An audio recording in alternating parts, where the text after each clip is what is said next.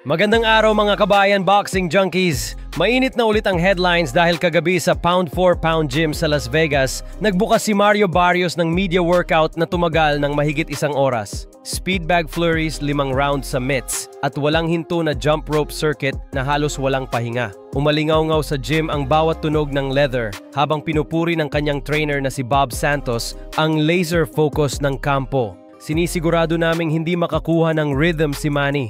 Kitang-kita rin sa video clips kung gaano ka-shredded ang katawan ni Barrios habang sumasabay sa metronome ng speed bag. Pagkatapos ng session, binitawan ni Barrios sa harap ng kamera ang pinakamatapang niyang linya ngayong linggo. Game over, Pac-Man! July 19 is your rude awakening, sabay post ng arcade-style GIF sa Instagram story na agad nag-trend sa hashtag Bad Intentions. Sa hiwalay na interview, tinanong siya kung nadadala ba siya sa legacy ng 8 division na alamat. Mabilis ang sagot, "He's just another man. Respeto ko ang nagawa niya pero trabaho kong ipakita na tapos na ang kanyang panahon." Nilinaw pa niyang pinag-aaralan niya ang prime era tapes ni Manny para handa sa bilis. Ngunit plano niyang pigilan ang kaliwa gamit ang high guard at consistent body work batay sa game plan na inilahad niya sa boxing scene noong unang linggo ng June. Habang nagbubunyi ang kampo ng champion, hindi rin nagpapabaya ang kabilang panig. Sa Wildcard Boxing Club sa Hollywood, ipinost ni Manny Pac-Man Pacquiao ang pinakabagong 40-second camp reel. 5-punch burst sa mitts ni Freddie Roach at 2-minute double end bag drill na walang mintis.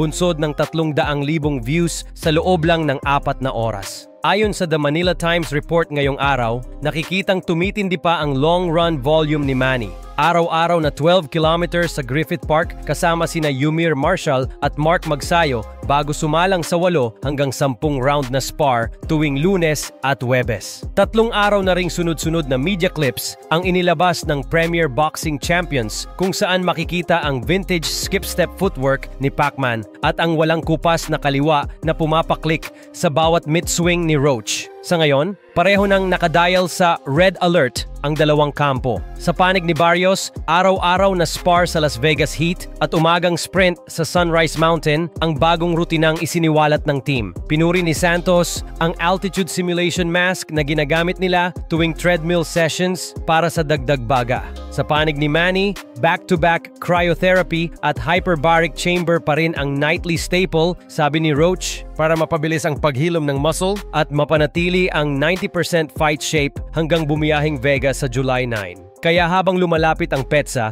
naniniwala ka ba sa sinasabi ni Barrios na game over na ito para sa legend? O mabubuhay muli ang dating Pac-Man na patuloy na bumabaklas sa Father Time?